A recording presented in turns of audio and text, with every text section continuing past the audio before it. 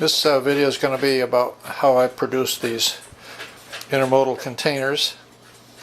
They are paper containers with wood cores. So if you like what you're seeing, you can watch the rest and see how I came up with these.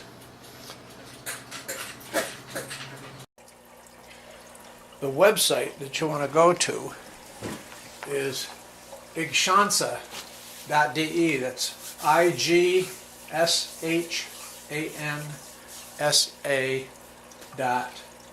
It's in Germany. If you go to the left margin and scroll down, it says download English. Click that, it gives you the download area. Then with this, it gives you instructions, which probably don't really need. I would say be sure you score where you're going to do the folding. I use a ballpoint pen and a ruler. And then you've got all these different shipping names in containers. Some are limited, they only have 20-foot containers. Some are in 40-foot. So the one that I did was this one here. I did a 20-foot. Print that out on cardstock so it's got a little stiffness to it. And then as you'll see, I go out in the shop and I happen to have some black walnut left over, but you could use pine, oak, any kind of wood. That's not important, but I make a solid core for these just so that they've got a little more stiffness and it gives them a little more weight, so maybe they'll ride better in the cars. But these, this is where I get the templates from.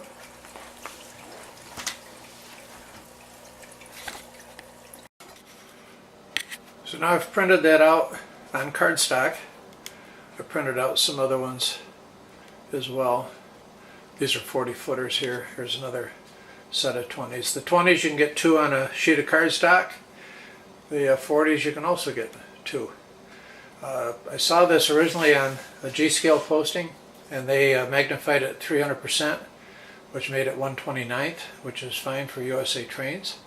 So that's another option. You could change the percentage if you have O scale or S scale or N scale, and I'm guessing it would print out correctly. I did find that to print these on my Canon printer from my HP computer, I had to not fit to page. If I fit to page, the scale was off. The containers were a little small for what scale would be.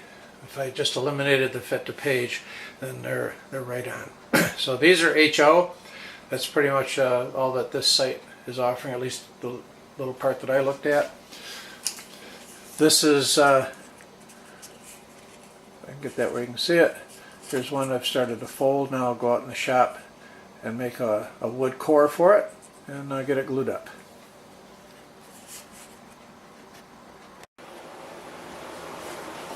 Alright, so I took a ruler and did some measuring, got my blade set up roughly where I wanted it, ran through some scrap wood, and finally got it down to where it's a decent match.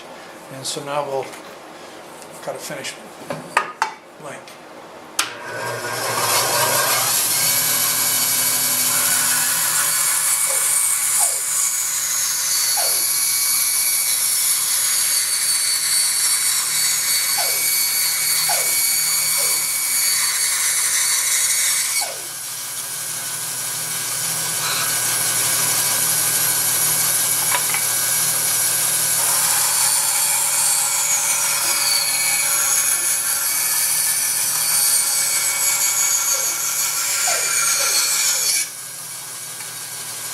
I really like using a bandsaw as opposed to a table saw. There is no kickback. Alright, so now I've got a blank. I will just check and see. Sides come up pretty good. I wrap that around. Alright, it's just a little big. So now we'll take this over to the belt sander.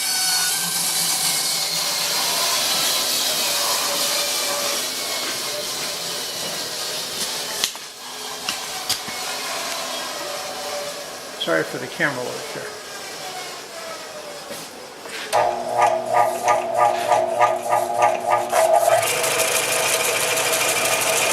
have to do is be careful. Just keep sanding this square, because it can get out of square and hurt.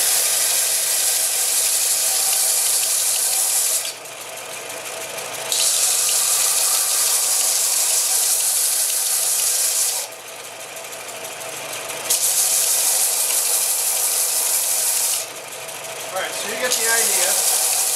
I'm going to work on this. I'll bring the, actually should have brought the container over. I'll get this down to where it's the right dimension, then I will cut it to length. And then I'll probably keep this one as my guide, so I can set the blade if I decide to do more later. So I'll mark this as my, my model, if you will, or whatever, and keep that aside. So that's basically how I do it, and if you watched all the way through, thank you. Bye.